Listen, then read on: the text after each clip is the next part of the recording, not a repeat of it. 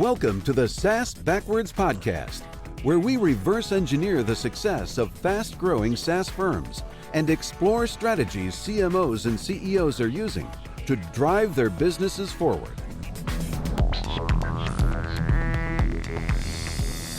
Welcome to SaaS Backwards, a podcast that helps SaaS CEOs and CMOs to accelerate growth and enhance profitability. Our guest today is Kathleen Booth, SVP of Marketing and Growth at Pavilion, the world's largest private community for go-to-market leaders.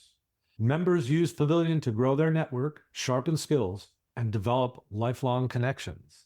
Hey, Kathleen, welcome to the podcast. Thanks for having me, Ken. I'm excited to be here. And I've been really looking forward to recording your episode. And before we dig in, could you please tell us a little bit about yourself and something interesting about Pavilion?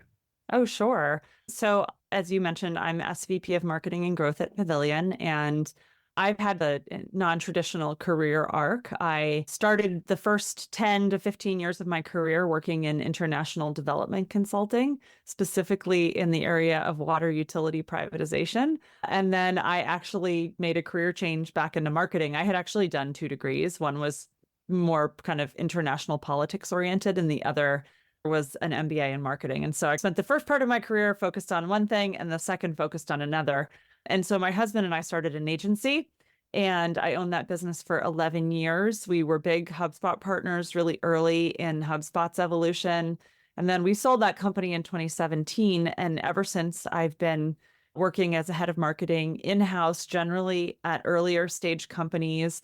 I think the former entrepreneur in me just loves building teams, creating strategies, and being in at that early growth stage, which is so exciting and fast-paced. So I was actually a Pavilion member for 3 years before I joined the company. I joined in the fall of 2019 as a member. I was one of the founding co-chapter heads of the Washington, D.C. chapter and a Pavilion ambassador, and got to know the team at Pavilion that way. And then there was an opportunity to join as the head of marketing, and I jumped at it because it's so rare in your career as a marketer that you get to do marketing for a company where you've deeply experienced the product as a customer and where you can come from that place of true empathy. And so it was exciting for me. And that's what really continues to make me love my role here at Pavilion. That's really interesting. I mean, personally, having been in the agency business for like more than 3 decades, the idea of selling the business and going to the client side seems like it should happen more maybe than it does, right? I mean, you gain so much skill doing the agency work that you could bring to bear for a client. Was that a hard transition for you to make? It was interesting. I learned so much in my 11 years as an agency owner. It was an incredible experience. I gained exposure to so many different industries and business models and go-to-market motions. And, way more than an MBA could ever teach me, certainly. And I loved it. There were aspects of owning and running a business that I loved. It is very hard work. The agency business is very difficult because you're so dependent upon your ability to hire the right people, to hire and retain the right people who aren't just good at their job. In this case, with what I was doing, good at marketing, but also great communicators and relationship builders, because that's all part of agency work. And so for me, it was interesting. Like the decision to sell was very hard because I had a lot of clients and I had employees. I think at the time I sold, I had around 13 employees, and I didn't want to leave any of them, the clients or the employees, high and dry. And so it took a while, but eventually what happened was we found a buyer for the company who was a friendly competitor, and they were similar enough to us that it made sense, and it was an easy transition because they could take on all of our customers and it would feel like a very seamless transition. And they hired most, if not all, of our employees. So they had a place to go. And that was the thing that let me feel free to make the move, because I really wanted to do right by everyone. And then, to your question of like, how hard was that? I think there was that aspect of it, which was challenging. But the hardest part, honestly, is going from being the owner and CEO to not being the owner and CEO. And I think this is something I still am a work in progress on. You have to understand that you're no longer going to be the ultimate person calling all the shots, and you have to be willing to forgo that responsibility and to bow to the wishes and the decisions of the person who is the CEO and the owner. And so I think I'm in an interesting position because I have a lot of empathy for the founder CEOs I've worked for. And at the same time, there's been a lot of retraining I need to do of myself in terms of, I can no longer just make decisions and tell everyone that's the way it's going to be, right? Like I really have to bring people along on the decision-making process. I have to sell things internally more. Certainly, I have to sell up to CEO founder and I have to sell down to the team. And in some respects, I have to learn to move slower than I might like to move, which has been an interesting adjustment. But it's been a great experience and I'm so happy where I am. And for me, at least at this point in my life, it was the right decision and I haven't looked back at all. Well, thank you for that vignette, because I think it's a path a lot of agency owners. We have some agency people who listen to the podcast, and I think it's a worthy thing to go back and forth even between client and agency. I think there's a lot of cross-pollination there. There's a little bit of like the Remington Razor story here, where you like the product so much, you joined to be its CMO, or head of Definitely SVP marketing and growth.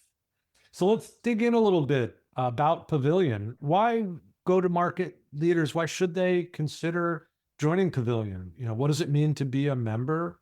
And how can a community like this really benefit and accelerate a career?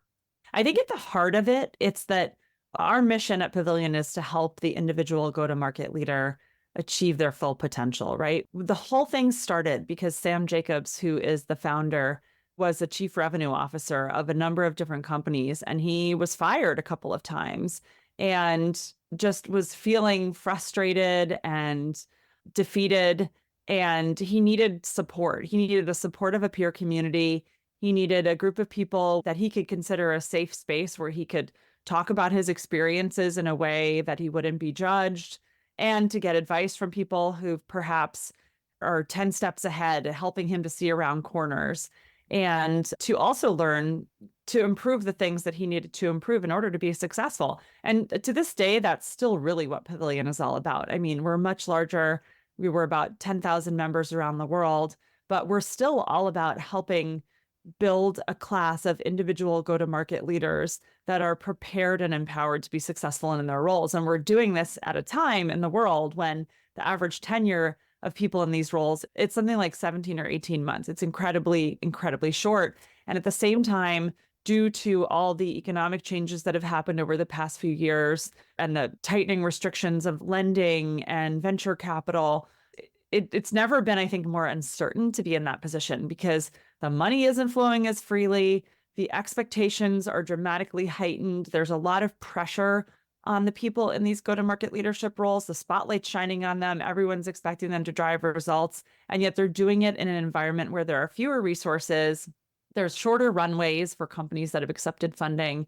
And there's like this whole uncertainty of what does it mean with AI and how is that going to affect our jobs? And so I think there's like some existential angst happening out there in the world of go-to-market leadership. And that's really why Pavilion exists. Like we are meant to be the oasis in the desert. We're meant to be that safe space where if you're feeling stressed, if you're nervous, if you have imposter syndrome, if you have been challenged with a new role that has you wondering if you've got what it takes, like we're the place that you come and you surround yourselves with peers who've been there and done that and can help you learn fast. Like I always say, community is a cheat code because you can come in and there's a sea of people who've already done that thing, many of whom have done it in the same industry, in the same role. And so you can approach it in different ways. Like when I first joined, I was looking for a new job. And so some of it was building my network and finding opportunity, which it certainly did for me. But then I found my job and Pavilion became more about like, all right, I got to be successful in this new chief marketing officer role. And so I'm going to lean into the community to help me do that, to set expectations for what should I be doing in my first 30, 60, 90 days. Oh, I have to build a new product launch plan for a new e-commerce product. Well, who in the community has done this and has examples they can share with me? Who has introductions they can make? So there's a variety of different ways that people use Pavilion. And I think we're really set up to follow go-to-market leaders along the full arc of their leadership career trajectory, from finding the job to being successful in the job, to helping others be successful through mentorship, to networking and building your kind of board of advisors. There's a lot of different ways we help our members, but it all comes back to that kernel of how do we make that person successful and doing it through the power of community. That's a topic I want to come back to, community, because there's a lot there to talk about for sure. I think also when you're talking about the average tenure of these folks being less than 2 years, I wonder if they'd be worthy to do a study of Pavilion membership and see if Pavilion members survive longer. Because I have a sense that having that kind of resource would make you more adept, help you see what's going to come at you, and anticipate what the C-suite's going to demand of you as things change. Because certainly what you described in terms of the tighter finance, greater expectation, shorter runway, and also the changing buyer behavior in the technology purchasing area. Anyway, there's just all these pressures are probably more than any one person has faced as an individual, especially if they're, mid-career as opposed to later on. It's your first top level job. It's probably a lot of newness. Yeah, absolutely. I think there's newness. And then also the further you are in your career, I feel like in some respects, the more you have at stake, right? Like all of a sudden you're getting older, you have kids in college, or you have young kids that you need to support. You have a family. There's people counting on you to be the breadwinner. And so I think the challenges evolve the further you get in your career. They don't get simpler or easier. And we're hopefully there to support people at every stage of that. But it's not just like being successful in your job. It's, hey, the reality is a lot of you are going to get laid off because of the world we live in. That's just a fact. And so what we also have is programs to help people who are what we call on the bench, to help them through that journey and give them a community of peers who are in the same situation so that they have honestly a place to go for some empathy, but also help finding new jobs, whether that's through a jobs board or coaching and counseling. And then there's also a burgeoning sub-community of fractionals within Pavilion, because this seems to be a big trend in the last 2 years of people who are, I don't want to say throwing in the towel, but there's a lot of people that are exhausted. They're exhausted of being on the treadmill, of having had these big jobs and doing what they feel is their best work only to get let go because funding dried up or because the company has unrealistic expectations and they think bringing in a new CMO or CRO is going to be the magic bullet, and they're just tired. And so what a lot of them have done is they've shifted their focus and they've gone on to build businesses or personal businesses as fractionals. And many of them are saying they're not going to go back to full-time work. And so we have that whole sub-community as well. So it's just really interesting to see how it's all evolved. But at the heart of it, it's just people who are dealing with really difficult challenges, who are tired, who need support, and who just want a place to go to be able to be honest about the challenges they're facing and get good advice. I think I heard maybe there'll be Pavilion lounges in the city near you. Just kidding. But no, I think you're absolutely right, especially pointing out the fractional work. We see a lot more of that in our clients, prospects, requests from clients. I mean, it's not just the people in the seat in the jobs, but I think the clients, also the smaller companies, are saying, hey, I got to be realistic. I have less money available than I thought I would. Do I really need a full-time marketing or sales, revenue leader? So that those fractional roles, that's a trend people should look to capitalize on if they'd like to have a quasi-entrepreneurial life, but maybe not build an organization around them. Yeah. And I think it gives people freedom, right? If they're able to keep a full pipeline of fractional roles, they can actually make more money than they might have in a full-time position while working less. But there's that big if on the front end. Can they fill their pipeline? And that's also where community is powerful, is the network of, hey, I came across this opportunity for fractional work. And it's just another way to surface those opportunities. And maybe when we get to the future conversation here about your LinkedIn work, maybe we can just give one or two pearls for the fractional folks on how they might adapt these strategies. I do want to start, though, with the idea of community-led growth, which we haven't discussed at all really on the podcast. We maybe touched on it like third or fourth episode, but it was like more than 2 years ago now. And it seems to me that this works in a special way for Pavilion, but it also is an opportunity for folks to look at your community as an opportunity. So let's start by talking about what community-led growth means to you at Pavilion, how you focus on that, and maybe how folks can work with you and your community, because I think there's probably a right and a wrong way to do that. Yeah. When I think about community-led growth, I think about how people in today's world go about buying. And it's really changed a lot over the last 5 to 10 years. Basically, when I owned my agency, I evangelized very frequently, like, oh, everybody, when they need something, they go to Google. And so you have to be found in Google. We were very, content driven demand at the time. And it was all about SEO and content marketing and inbound marketing, which is why we partnered with HubSpot.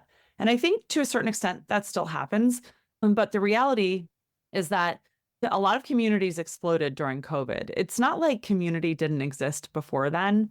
It's just that I think we had this dramatic acceleration of people's participation in communities because we had to. We had no other way. There was no in-person connection happening for 2 years roughly. And so all these communities grew, and Pavilion is no exception. We grew dramatically during that time. And what it did is it revealed an opportunity, I think, to people that we could source information in a different way than we had in the past. And so I think what happened was buyers realized that they could get better information faster through communities than they could on Google. And I mean, Google's certainly fast. You type in a search and you get answers. It's just that you don't necessarily know if those answers are good, right? Like you have a lot of work to do to sift through what Google delivers to you versus if I go into a community and I say, hey, I'm looking at purchasing software for intent data. What's the best one? What's your experience been? Within 5 to 10 minutes, I'm getting responses from people all over the world who are in similar positions to me. Like I know if I'm in this channel of Pavilion, these are other heads of marketing, mostly from B2B tech, and they're chiming in and telling me what their experience is and recommending certain providers. I trust that information so much more than I trust a random Google search. And so now what happens is I source this information within the community from my peers. I build my short list and it's built from those recommendations. And then I go to Google and I just type in the names of those providers. I'm not doing that organic search anymore. I'm doing a branded search.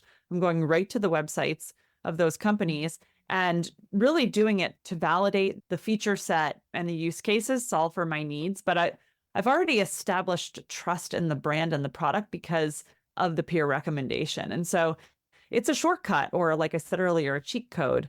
And that's a really important distinction that I think we all need to understand as revenue professionals, is that buying has changed significantly. And so obviously that has implications for how you build your go-to-market strategy. And when I think about growth, I think about it on 2 dimensions, right? It's like, how do we grow as individuals? And I already touched on how Pavilion does that and how I'm sure there's other communities that do that as well. And then there's how do we grow our companies? And that's a big part of what makes us successful as revenue professionals, as go-to-market leaders, is we have to have a tangible, measurable impact on our company's revenue and company growth. And so knowing that buying behavior has changed, the question then becomes, how do we leverage the fact that these conversations are happening within communities to our favor? And how do we essentially make sure that our brands are the ones mentioned behind the walls of those walled gardens so that we can get on the short lists? And to me, that's what community-led growth is all about. And it's not going in and taking the same approach we've taken in the past with advertising and with SEO. It requires like a much more long-term outlook. It requires an authentic, very organic approach where you are a participant in the community. The reason people trust the recommendations they get in communities is because they come from peers that they have a trusted relationship with. So you need to establish that relationship of trust. And you do that by having a give before you get mentality and by contributing as a true equal, as a true member of that community before you ask for things, before you pitch people. So it's interesting, but behind it all is that shift in buyer behavior. Yeah, I mean, there's a lot of implications there. Also, if you want to earn your way into the walled garden, you're going to have to help these people do their jobs, right? The give has to be offering a lot of value across a lot of dimensions, whether it's thought leadership, whether it's connecting them with resources that aren't your own even, in your go-to-market mantra, right? What do you tell the sales development and AE teams, how do you train those people? What do you make their mission out to be? Are you driving to the demo, or are you trying to have meaningful conversations, right? This whole authenticity mindset is really important. Tell me, is Pavilion a community that allows in other firms to market to those members? How can one access Pavilion? I think I saw there might be event sponsorship opportunities as one aspect of that. So I guess I'll answer this in a broader way that isn't necessarily specific to Pavilion, and then I'll tell you the Pavilion version of it. But when I think about how companies can leverage community-led growth, there's really three ways they can do it. They can build their own community, and a lot of software vendors and other providers have done this, where they have user or customer communities, and then they'll invite in other people who maybe aren't. But that's one way.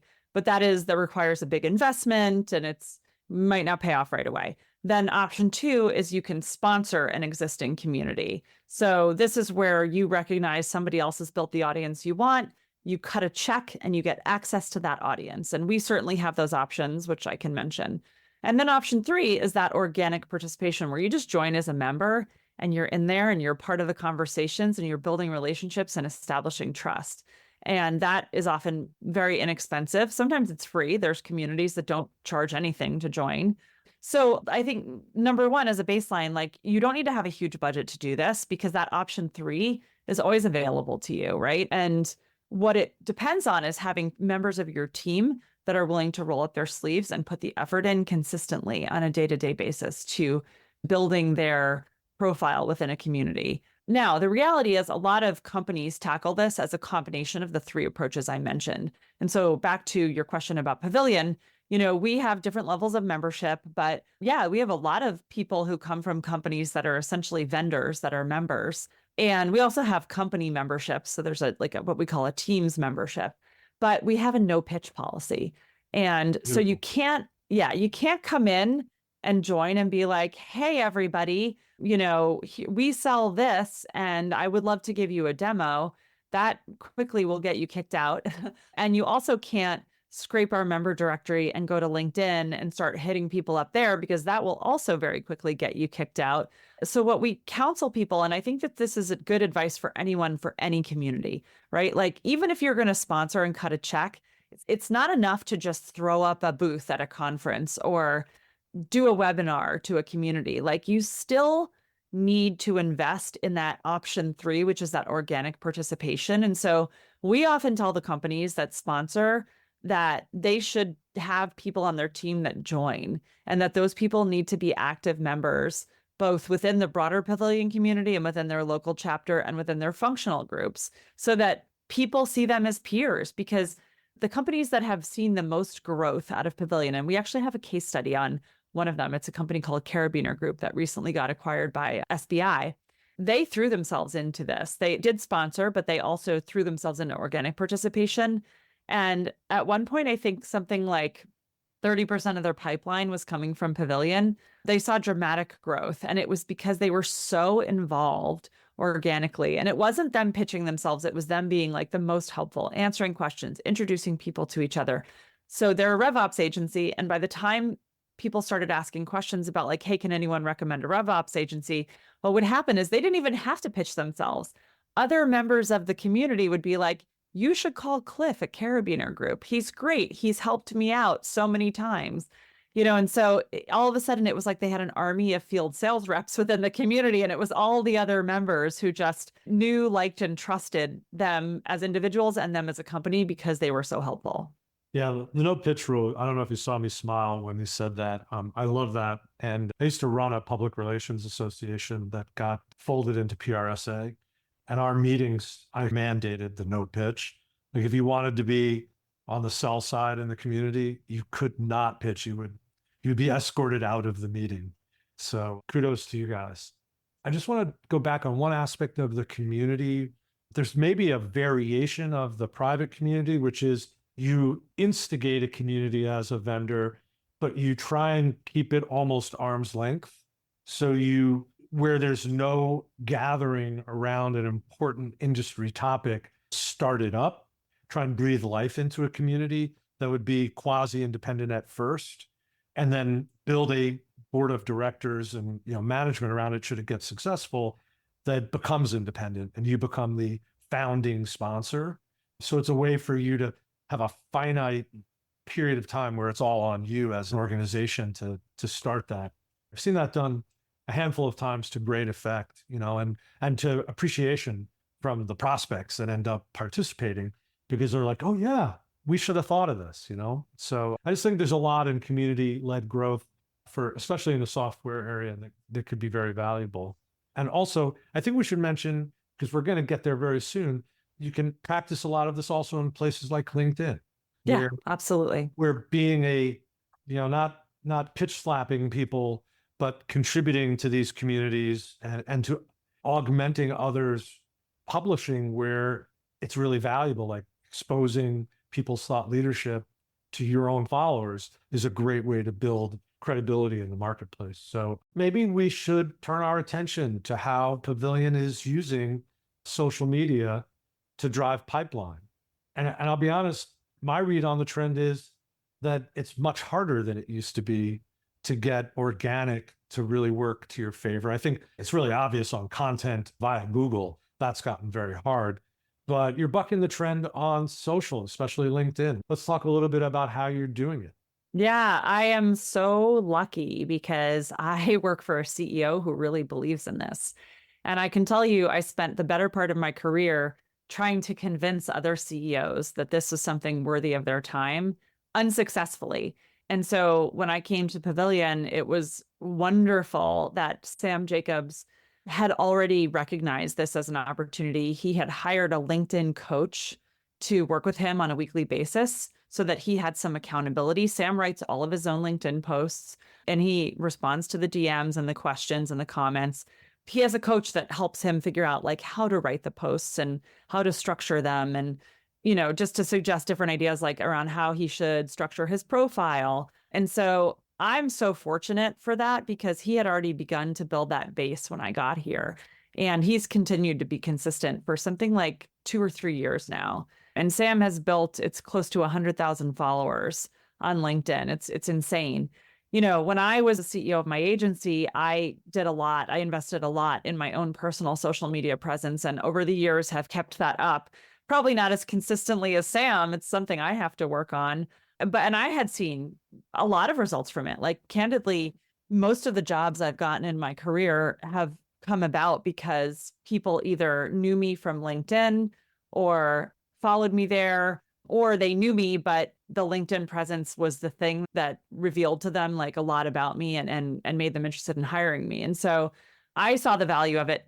I saw that Sam valued it and I was like, let's go. So Sam posts, I think every day. He used to post twice a day, has built this massive following. He engages in the comments. He's very honest and authentic. He shares a lot of the mistakes he makes. He's not afraid to share what I would call like hot or spicy takes. And he's built quite this following. And so what happens now, some of the things that we do as a company, we also have a corporate LinkedIn presence, but we're much more focused on the personal presence of Sam and myself and a few other people within the company, because what we've seen based on the data that we've been able to collect is that we as individuals are able to generate about 30% of Pavilion's new member pipeline every year. And that's incredibly impactful. It's a very low cost acquisition channel.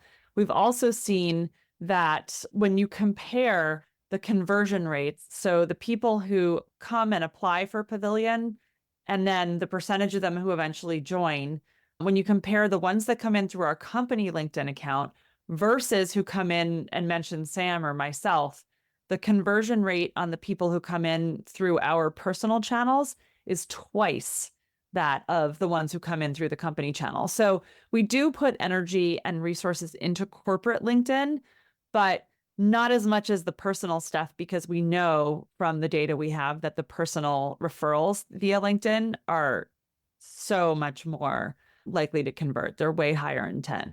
So I think there's a lot in this little segment. First of all, the CEO is personally responsible and holds himself, in this case, accountable by having an investment in a coach and accountability buddy who is helping drive his output. And I think the knee-jerk reaction I see in a lot of companies is that it becomes the marketing person's problem. And I've heard CEOs say, well, I'm not going to do that, right? I'm not going to. So I think you guys did a research study with Kickstand, I think it is, right? We put some data behind these recommendations that or practices that you're following. Can you just quickly top line that research? Because we are going to share that with your approval, that and your other presentation on your LinkedIn strategy. But could you top line those findings quickly for Yeah, us? absolutely. So yeah, we were fortunate enough to partner with Kickstand PR, which is a great PR firm that does a lot of really interesting research. And we surveyed B2B buyers. We also surveyed B2B execs who were looking for jobs and investors that invest in B2B tech businesses to understand the impact of executive participation in social media. And what we found is that 71% of B2B buyers say that checking social media profiles is an integral part of their vetting process as a B2B buyer. So 71%, huge number. We also found that when evaluating partnerships or vendors, 65% of B2B buyers say a brand with a visible executive team presence on social media will win out over an otherwise equivalent brand without. So huge number of people say that that gives you an edge. Furthermore, when we ask investors, how does this sway them? Something like 44% of investors say they always look at the social media profiles of the company's executives as part of their due diligence process. And then there's another 29% that say they usually do. So that's a huge factor. And then 65% of investors say that a lack of social media presence, including by top executives, is actually a red flag when evaluating tech companies for investment. So it matters if you're trying to attract investment. And what's interesting is I think like executives know this. So when we poll executives, 98% of them acknowledge that social media can improve their company's outcomes. But then 62% of them say that they have trouble prioritizing it amongst their other duties. And so I think what this all adds up to, if you look at all that data, is like everybody knows they should be doing it, but a lot of people look at this as a nice to have and not a must have. And I would just say we also recently did a research study with Trust Radius on the B2B buying disconnect, which is all about like this notion of, buyers are buying differently now, like I mentioned earlier. And I think it reinforces a lot of this, that like these things matter, and how your name comes up in conversations with trusted peers and how you're seen on social media. All of these things, they make an impression and they influence buyer decisions. And so I think the big like call to action from me would be that we have to stop treating this as a nice to have. And I mean, I even hear people say, oh, if they're spending all that time posting on LinkedIn, they must not be doing their job. And I am fond of saying, no, that is their job. Sam Jacobs, the founder of Pavilion, spends a lot of time on LinkedIn and he generates 30% of our company's revenue. If that isn't the job, I don't know what is. And so I think the people that look at this and they scoff at the people that put all the time into LinkedIn, I feel like those are people who are going to be left behind. I couldn't agree with you more. There's, I think, 3 or 4 pillars of go-to-market, and certainly one of them is your presence on social media. There's your ability to bring meaningful ideas and original content, whether it's research-based or experience-based. Is it empirical or is it research-based? Perhaps community being maybe a third important pillar, like where do you stand with your clients and prospects? It is frustrating when we run into clients where they make it marketing's problem. They don't invest in it and they don't focus on it. I want to drill down just a little bit with you if we can. We don't have a lot of time, but I think in the presentation we're going to share, there's 5 plays that you run on LinkedIn. And I love the idea of like a marketing leader, and I guess marketing and growth, you have a revenue mandate there too, but talking in the way that sales leaders talk, which is I've got a sales play. And so this is almost like a marketing play to integrate with sales, right? And so I'd love you to just give a little bit of color to the plays that are in that presentation and set the table of that presentation that's going to be shared here. And then we're going to have to land. Yeah, absolutely. So I'll go through them pretty quickly, but the first is pretty much what I just described, which is what I would call the organic growth play. And that is literally just roll your sleeves up, post often, build a following, and get the number of people who see what you have to say up. And that gives you exposure. That's brand awareness, right? And that translates eventually into demand. That's what Sam has done. The second one is what I call the cart abandonment play. And that is really where, with Pavilion, we have people who will come to our website and they will fill out an application form to join the community, and then they never join. And so, of course, we have the usual, like, our sales team will reach out to them and say, hey, is there something do you have questions? Is there something we didn't answer in the process of your application? So they're enrolled in an email nurture, but at the same time, if they are a good fit for us, meaning are they our ideal customer profile, and if they are a first degree connection of Sam, we will have Sam reach out to them via LinkedIn DM because he's already established the relationship and the connection and say, hey, I saw that you applied but didn't join. Do you have questions? Is there something I can do to help? And if the answer there is yes, then he will introduce them to somebody from our enrollment team, which is essentially like having an SDR, and that person will walk them through the enrollment process. And so it's a really elegant and very personal way of dealing with cart abandonments. So that's number two. I just have to stop you there. It's like, can you imagine the marketing, like imagine the scenario, you're a marketing leader and the CEO of a company that you engaged with but didn't convert reaches out to you personally. I mean, it's a little unheard of, honestly. We're hearing of it here, but a little unheard of, and that must be highly effective. It's less heard of, and I would say it only works because Sam already has a relationship with them. And that's why we start with that organic growth play, because he has to have already built his following and have that first degree connection. Otherwise, it doesn't feel authentic and it isn't effective because it's a cold outreach then by a CEO. So the fact that he's already connected to the person gives him that foundation upon which he can then do the outreach, which is why it works so well and why people really appreciate it. They're like, you noticed. Wow, that's amazing. And most of the time people are pretty honest. They'll either be like, yeah, it's not the right time for me, or no, I really am interested and I just got distracted. Sometimes that's what happens. And so it's just very interesting to see the responses to that outreach. So that is the second play, the cart abandonment play. The third play is the win back play, which is very similar to the cart abandonment play in the sense that somebody comes, they abandon cart. We may or may not have already done the outreach through Sam, and perhaps they didn't then join even after the first outreach. Well, we have some software on our website. We use retention.com. And if that person then returns to our site weeks later or months later or whatever it is, we are able to de-anonymize them to see who they are. And then we literally reactivate that same flow where we let Sam know. Sam sends that person a DM and says, hey, it's been a couple months. I see you're back on our site looking at X. Great to see you here. What's been happening since we last spoke? Have you considered once again thinking about joining Pavilion? And very effective, much like the first cart abandonment play is. And then the fourth play is what I call the course launch play. So Pavilion has a number of continuing education courses. A great example is our Chief Revenue Officer School, which is one of our most popular. And like any company, when we have a new product launch, which I would classify a course launch as, we do all the usual promotion where the company is promoting it. We're emailing prospective members, we're posting on LinkedIn. But we also, as part of that, we have Sam post something on his personal LinkedIn. And he talks about the course. And because he has such a huge following, that gets it in front of an audience in a very different way than a company post can.